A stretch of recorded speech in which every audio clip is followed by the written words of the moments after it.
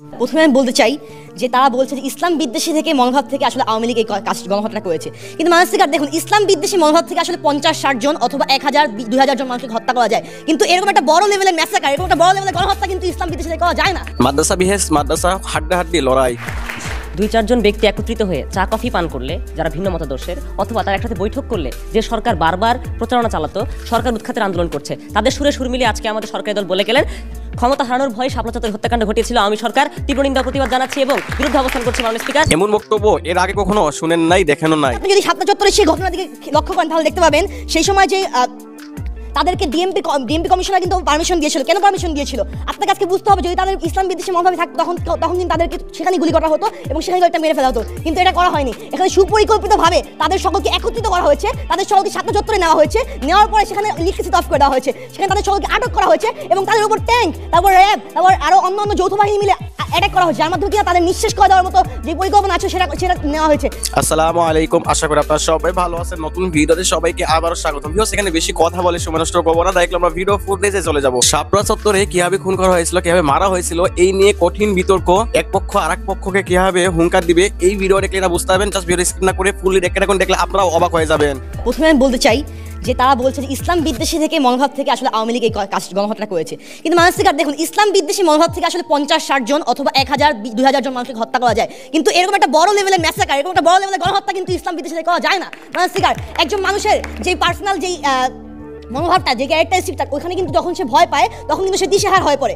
ঠিক এই কাজটাই কিন্তু শেখ হাসিনা করেছে। শেখ হাসিনা তখন ভয় পেয়েছিল যে এই হেফাজতে ইসলামের মতো যেই দলগুলো আছে, এগুলো আসলে জামাতে ইসলাম এবং ইসলামের যেই অন্য দলগুলো আছে এগুলো মিলে একটা বড় দল হিসেবে আওয়ামী লীগকে টক্কর দেওয়ার মতো ক্ষমতা রাখতো। এই কারণেই ভয় পেয়েছিল শেখ হাসিনা এবং এই ভয়ের কারণেই সে গণহত্যার মতো কাজগুলো করেছে মানসিকার। তারপর দেখুন তারা বলছে ক্ষমতা গ্রহণের মতো কোনো দল ওই সময় ছিল না, কিন্তু মানুষকে আমরা দেখতে পাচ্ছি 2024 সালেও কিন্তু আপনার কোনো ক্ষমতা গ্রহণের দল ছিল না। তখনও কিন্তু একটা বিরাট বিপ্লব হয়েছে এবং ক্ষমতাটা কিন্তু আওয়ামী লীগ নেমে গিয়েছে মানসিকার। তারপর আমি বলতে যাচ্ছি দেখুন আজকে আপনি যদি শাপলা চত্বরে সেই ঘটনার দিকে লক্ষ্য করেন তাহলে দেখতে পাবেন সেই সময় যে তাদেরকে ডিএমপি কমিশনার কিন্তু পারমিশন দিয়েছিল। কেন পারমিশন দিয়েছিল আপনাকে আজকে বুঝতে হবে। যদি তাদের ইসলাম বিদ্বেষী মনোভাবে থাকতো তখন কিন্তু তাদেরকে সেখানে গুলি করা হতো এবং সেখানে একটা মেরে ফেলা হতো, কিন্তু এটা করা হয়নি। এখানে সুপরিকল্পিতভাবে তাদের সকলকে একত্রিত করা হয়েছে, তাদের সকলকে শাপলা চত্বরে নেওয়া হয়েছে, নেওয়ার পরে সেখানে ইলেকট্রিসিটি অফ করে দেওয়া হয়েছে, সেখানে তাদের সকলকে আটক করা হয়েছে এবং তাদের উপর ট্যাঙ্ক, তারপর র্যাব, তারপর আরো অন্য যৌথ বাহিনী মিলে অ্যাটাক করা হয়েছে, যার মাধ্যমে কিনা তাদের নিঃশেষ করে দেওয়ার মতো যে পরিকল্পনা আছে সেটা নেওয়া হয়েছে,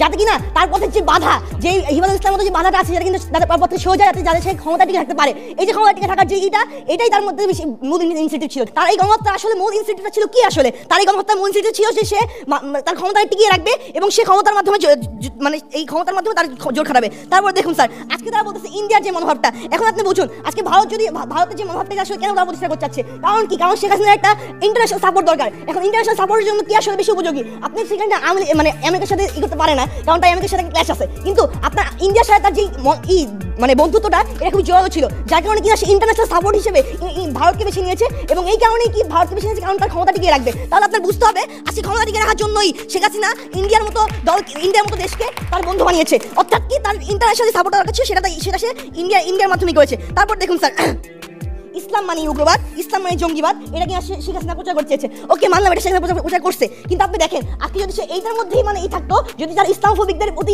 আক্রোশ থাকতো, মানে ইসলামফোবিকের যদি সে হতো এবং তার আক্রোশ যদি ইসলামের প্রতি থাকতো, তাহলে কিন্তু সে এগুলোকে মিডিয়াতে প্রচার করতো এবং মিডিয়াতে প্রচার করার মাধ্যমে দেখাতো যে আসলে ইসলাম যারা করে তাদের এই পরিণতি হবে, কিন্তু সেটা করেনি। কেন করেনি? কারণ সে চাইছে এত বড় একটা ঘটনাকে ধামাচাপা দিতে।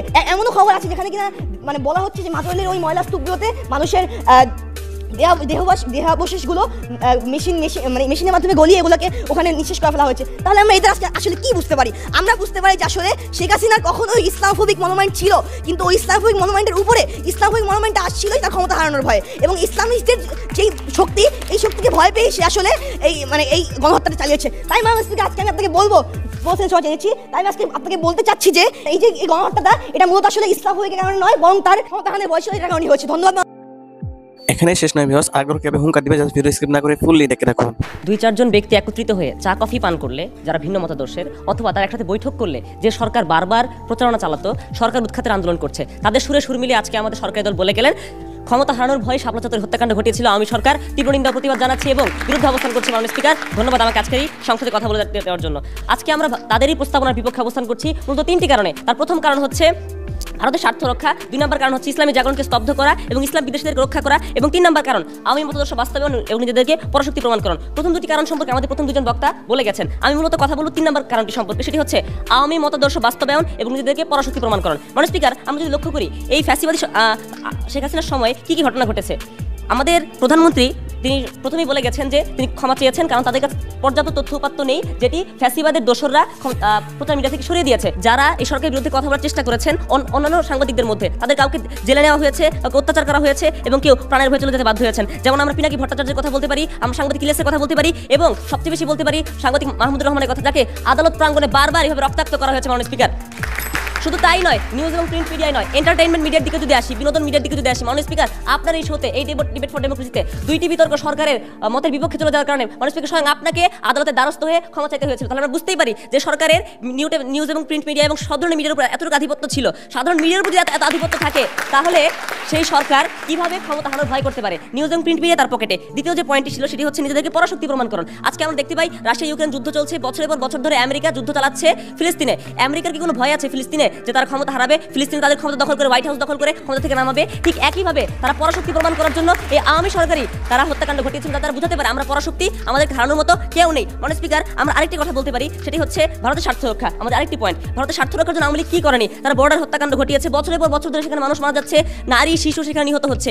যে সরকার কামানের মুখে গোলা বারুদের মুখে যে দেশের সাধারণ শিশুকে ঠেলে দিতে পারে, সেই সরকারের জন্য এই হাজার হাজার হেফাজতে মানুষের জীবন কোনো বিষয় না। যারা ক্ষমতা টিকে রাখার জন্য, যারা ভারতের সাথে সম্পর্ক রক্ষার জন্য এত মানুষকে হত্যা করতে পারে, সেই সব সরকারের জন্য এই শাপলা চত্বরের হত্যাকাণ্ড ঘটানো ক্ষমতা হারানোর বিষয় কোনো মতেই হতে পারে না। মাননীয় স্পিকার, আমরা এই বিষয়ে একটি প্রতিবেদন দেখাতে পারি যেখানে শেখ হাসিনা সরাসরি বলেছিলেন ভারতকে যা দিয়েছি ভারত তা সারা জীবন মনে রাখবে। মাননীয় স্পিকার, এমনকি শুধুমাত্র এই ঘটনা যে বর্ডারই হচ্ছে তা না, আমাদের তিস্তা নদীতে হচ্ছে, এমনকি দেশ স্বাধীনের পরবর্তীতে শেখ মুজিবুর রহমান ইন্দিরা গান্ধীর সাথে দেশবিরোধী চুক্তি করার জন্য আওয়ামী লীগের নেতা তাজউদ্দিন আহমেদ বেহুশ হয়ে পড়েছিলেন, অর্থাৎ তাদের নেতা বেহুশ হয়ে পড়েছিল। আপনারা চিন্তা করতে পারেন যে কতটুকু ভারতের স্বার্থ রক্ষার জন্য তারা কাজ করতে পারে।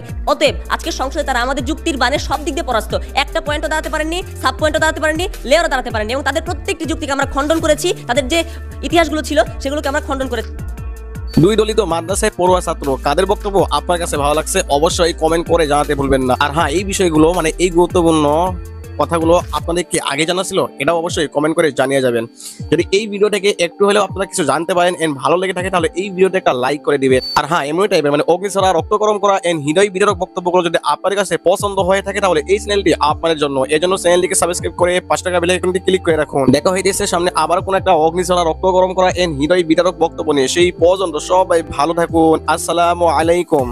সাথে সম্পর্ক রক্ষার জন্য এত মানুষকে হত্যা করতে পারে, সেই সব সরকারের জন্য এই শাপলা চত্বরের হত্যাকাণ্ড ঘটানোর ক্ষমতা হারানোর বিষয় কোনো মতেই হতে পারে না। মাননীয় স্পিকার, আমরা এই বিষয়ে একটি প্রতিবেদন দেখাতে পারি যেখানে শেখ হাসিনা সরাসরি